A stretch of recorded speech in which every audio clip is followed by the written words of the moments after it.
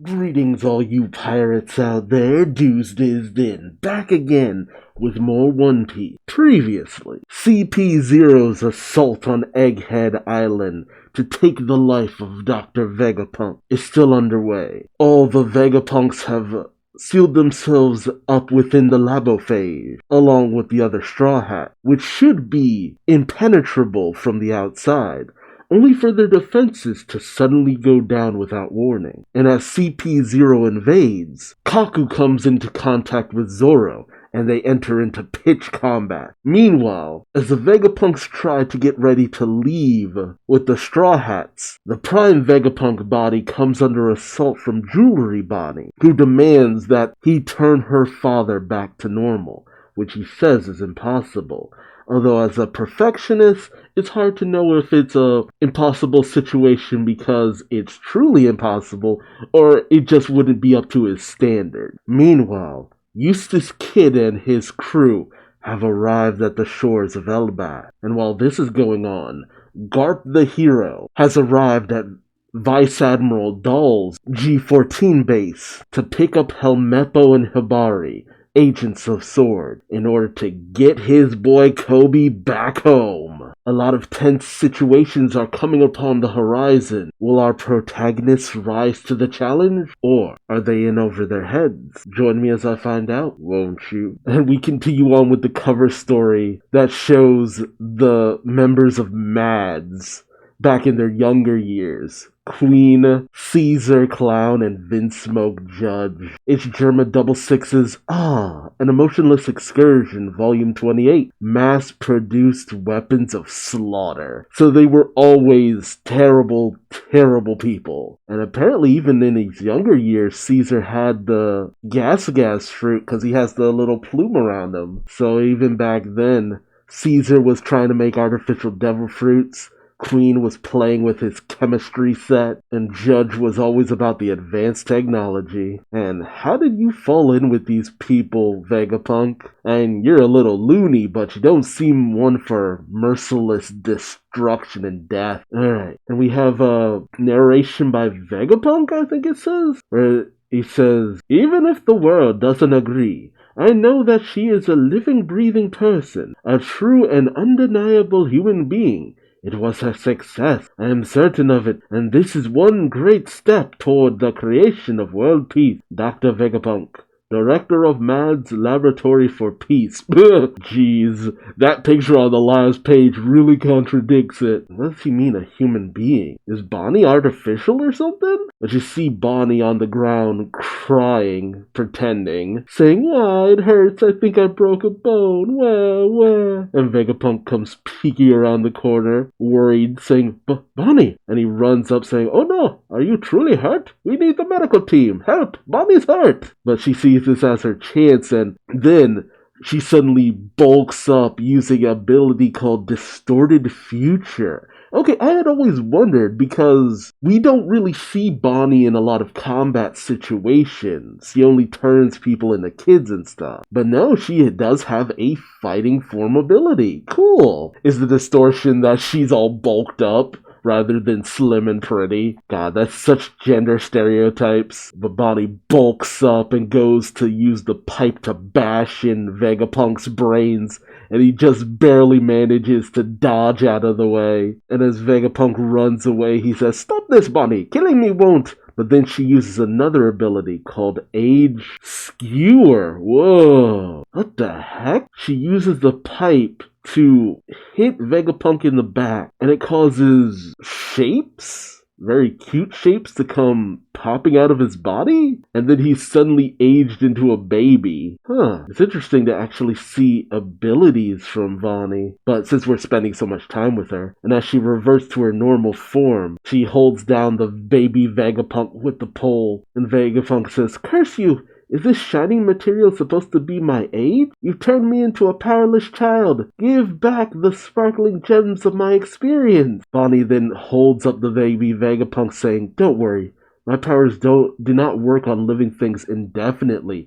Okay, that was a question the community has had for a while, because when she turns people into babies or old people, it's like, are they just like that forever? But apparently not. There's a time limit. which is a good thing, because Jesus, at least it's not like in One Piece Film Z. What was her name? Anne or something? The girl with the return fruit, who could age people just in reverse. You had the situation of it's like, you gotta take her down or else the person is a child forever, or has years of their life taken off forever. That's cool though. Wait, she said living things. So her powers can also work on inanimate objects? Huh. But Bonnie then holds up the baby Vegapunk saying, "You said there's a good reason. Let's hear it. Why did you kill my father?" And Vegapunk panics, saying, But Bonnie, if I tell you, then you'll...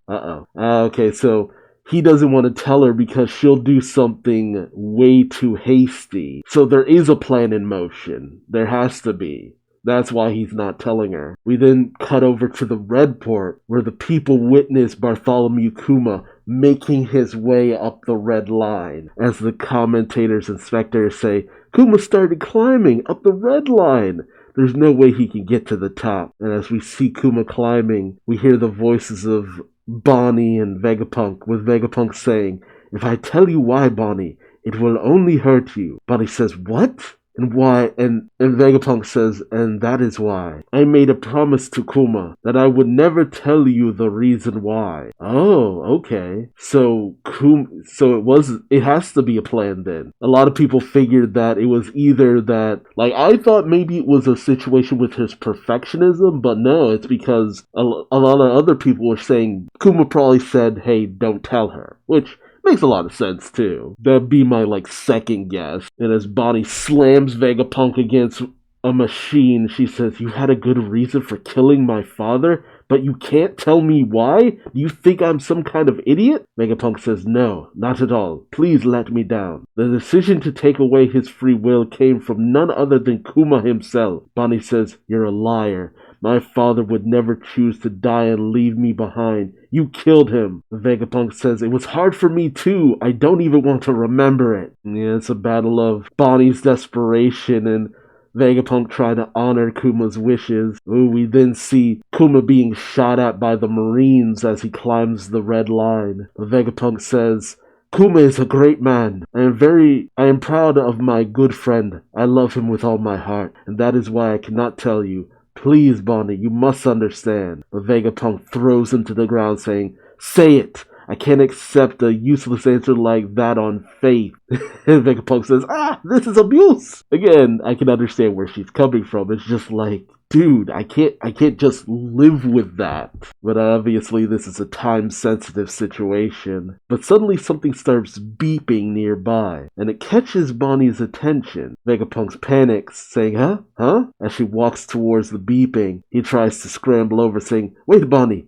That's not what you think. It's nothing. It certainly doesn't have anything to do with Kuma." And as Bonnie comes upon a door with a friggin' paw print symbol on it, she says, "Like hell it doesn't." Oh, yeah. And as she tries to pull the lever to open the door, she sees a lock on it. She uses an ability called Oiled Shock. Oiled shock. Wouldn't it be like old shock? She corrodes the lock, opening the door as Vegapunk yells out to her, saying, "Bonnie!" And inside she happens upon one of Kuma's, paw orbs, balloons, whatever you call it, being held in some kind of stasis. We then have a flashback to Kuma being worked on by Vegapunk. Kuma actually has the little ears on his hair. That's wild. I sometimes wondered if it was just a part of his hat, but no, those ears are just on his head. I don't know if it's a part of his hairstyle, though, but, that's it's kind of funny. Got this big old man with these bare ears. Maybe he's part mink? You never know. But this is the One Piece world. It's probably just style. But you have, in the past, Kuma questioning memories. Vegapunk says, "That's right. A scholar in the West Blue once said that people lose 21 grams of weight after they die. In other words, that is the weight of the human soul." Ow. Damn. The soul really exists. We can observe it. It's so fascinating. Your powers take pain, supposedly invisible, and give it form, so that it can be foisted off onto others. It's like sending the peripheral nervous system signals via radio instead. Wait, so was he siphoning off his pain because it was a sense of information? Dude, that can't be right. Right? Vegapunk says, so what about the mind and heart then? Mental images, memory. These things are signals emitted by neurons. How heavy are they? How big? Kuma questions, you're saying you want me to produce memories and show you? You want me to embarrass myself? That is so weird seeing Kuma just as a normal dude. Vegapunk begs, please, you must. It's a chance for a great scientific leap. I'll be the only one who looks, I swear. Kuma says no. And Vegapunk then says, pretty please. Embarrassing memories? Huh. And as Bonnie gets close to the orb, Vegapunk yells out, don't you dare touch it, Bonnie. That is pain. You should know Kuma's powers. Enough pain to be lethal. But Bonnie says no. And while Kuma's being shot at by the Marines saying, shoot Kuma off the wall. Don't let him reach Mary Joa. Got him! And Kuma is blasted from atop the wall. Bonnie tells Vegapunk, I know my father's powers very well. And as Kuma hits the ground, the Marines try to swarm him saying, hold him down. No, finish him off first. He's still alive. And as Kuma goes on the attack, an announcement says, all civilians, leave the area at once. And as Bonnie goes to touch what Vegapunk called pain, Bonnie says, this is my father's memory. Isn't it? Memory of what? Just everything he suffered? The indignities? We then cut back over to the labo phase on Egghead, with Shaka showing the Straw Hats what's going on outside, around where the Thousand Sunny is, with Nami shouting, what? Are you kidding me? Rob Lucci climbed up here? Shaka says, I'm sorry. It seems we had a systems malfunction. Usopp says, good thing Zoro and Brook are down there. They should be able to hold their own. While Sanji says, it's 2 against 3, depends on how they fight. But Shaka then says, no. Look closer. The odds are worse than that. How are they worse? Oh, the Seraphim. Usopp shouts, what? Yeah, the Seraphim are there. Usopp says, the Seraphim have reached us too? It's 2 against 7, and the enemy is all elite units. Damn it. They must have summoned them while the barrier was on the fritz. Shaka says no. CP0 would not have made the call to bring them here. Wait, what? Okay, so someone sabotaging shit? Shaka says the Seraphim are equipped with just enough personality to make decisions for themselves according to circumstances of battle. So they sensed they had a brief window when the barrier was... Oh, Sanji says, so they sensed they had a brief window when the barrier was down? Gee, that's, these Seraphim kind of get scary at points, if I'm being honest. Rob Lucci says, I didn't even give them an order to come. Stussy says, we can't send them back down now. The dome's closed already. Edison says CP0 has made a grave miscalculation then. Here on this phase, we are higher on the authority hierarchy.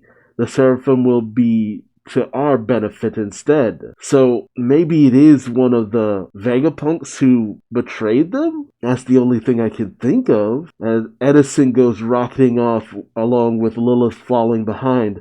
As Edison says, only if our orders get through. Until then, they're a maximum level threat. I gotta get down there. I just hope the two outside can hold things down. Lilith falls saying, yay, I'll go with you, hee hee. But Shaka says, Edison, Lilith, do as you're doing. I'm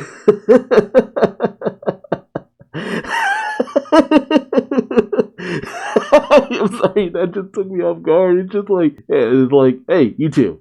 Keep doing what you're doing. Good job.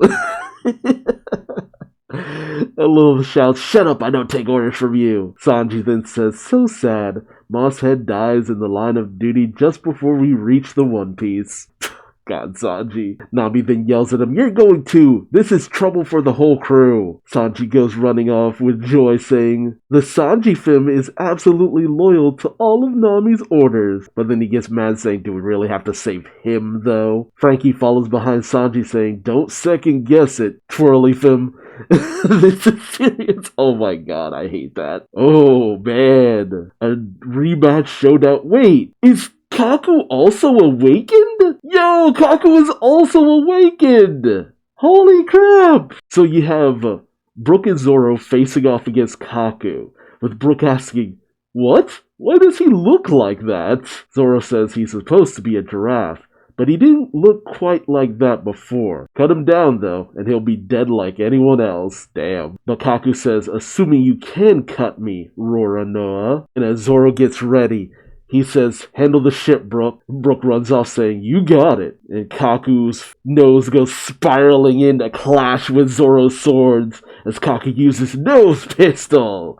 Damn, yes, that's a hell of an upgrade, Kaku. Oh, okay, it's a new attack called Kilimanjaro, as his neck goes wriggling and striking out at Zoro. Oh, cool. I do love Kaku's ability. Man, so this has to mean that if Jabra is also part of CP0, he's awakened as well. As Zoro fights Kaku, he says, I just got done fighting plenty of wiggling things back in Wano at this point. It's getting tired as he smacks away Kaku's attack. Rob Lucci then puts out an order to the Seraphim saying, destroy the lab before his Vegapunk comes out. Seraphim! Alright, and as the Seraphim get ready, Shaka tells the Straw Hats inside saying, oh no, they're going to destroy the lab. Naturally, Nami and Usopp freak out as all of the Seraphim unleash their lasers. Oh, but it looks like the S-Hawk Seraphim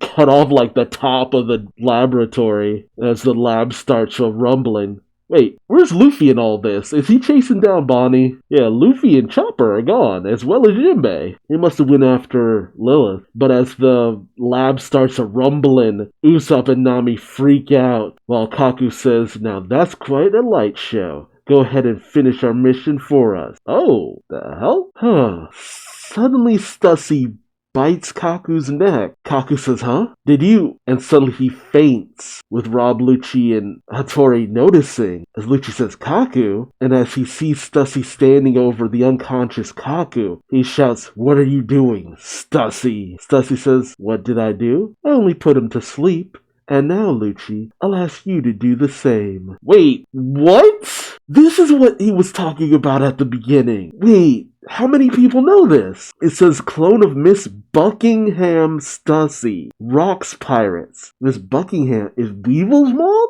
Oh, shit. Mads clone experiment. Successful subject number 1. Stussy. They hid Stussy's name. They hid Miss Buckingham's name under always just calling him Miss Buckingham, but it's Buckingham Stussy, and she was a member of the Rocks Pirates. Some people were, it was made clear that it's just like, was she a part of the crew back then? Was she not? No, Buckingham was a part of the Rocks Pirate, and Stussy is a clone. So was that Miss Buckingham we saw with the Rocks Pirates before? And it was just like, oh, she's older than she actually is. It's like, no, well, it's a yes and no situation. She is a clone of someone who is much older. So at most, Stussy is 40 years old as a clone. I have to wonder, is the strength of Stussy based off of the strength of Miss Buckingham? And what is this ability? Is she like a vampire or a succubus? Yeah, like a human mythical succubus. Because we've seen so many other things before. Dang. Huh, that'd be hilarious though. So is she fully human? I mean, we have the Germa's genetic cloning technology. Huh. I'm curious as the details of her existence, though. Is she fully human? Does she have, cyborg implementations? Does she have all of the powers of Miss Buckingham? So Buckingham also has these powers? Or is it that these powers were given to Stussy? Or maybe Stussy is the only one who ate a devil fruit? I mean, clones, that raises a lot of questions now. I mean, is it possible Bonnie is a clone of... A lot of people thought that she was Big Mom's child, but maybe Bonnie is a clone of Big Mom. Huh. That raises a lot of questions. And on top of everything, is she stopping Kaku and Lucci because she's still maybe subservient to Vegapunk? Or is it more than that? Like, has she been a spy this entire time? Man, there's so much going on here. Like, what is the nature of Stussy? Whose side is she truly on? Because it looks like she's saving Vegapunk and the others from Kaku and Lucci. But is that all there is to it? I mean, do we have another twist waiting around the corner? And it's kind of a bummer because I was actually really enjoying this rematch of Zoro versus Kaku. I didn't really think Kaku was going to win, but I was interested to see how far he would get. And how much free will do the Seraphim actually have? I mean, they say, Shaka says they have just enough personality to make certain decisions, but no. The way the S-Snake Seraphim was reacting to a compliment Jinbei gave her, that felt like a little bit more personality than just a little. And again, who put down the shield? Was this the plan all along? Maybe Stussy did it so that Kaku and Lucci would be the only ones they had to deal with. And Bonnie, she's so close to some answers about Kuma. And maybe that's why, if Luffy is chasing after Bonnie, maybe they'll both crash into Kuma's memories and experience it. We're so close to finding out so much. What is this plan that Vegapunk concocted? And what would make Kuma go along with it? Again, it was still cool seeing a lot of Bonnie's abilities. That was pretty awesome. Like, getting to actually see her in combat. Well, combat. Translation, assaulting an old man, but still. And so Vegapunk created Stussy and insisted she is a living, breathing human being. How many other clones are out there? That's the question now. Because anything and anyone could be a clone now. You know, it was uncertain with the Germa clones, but now it's just like, what's the limitations of cloning? How far did they get with cloning? How many clones did they make? It's a whole nother realm of questions. Dude, this arc has been so chock full of revelations, mysteries, questions that just become answers that begin more questions, and just, whoa. Let me know your thoughts in the comment section below. Which theory and question are you the most interested in finding out more about? And until next time, I've been Duuz-Diz-Din. Love it if you subscribed, and I hope to see you in the next video. Till then, bye-bye.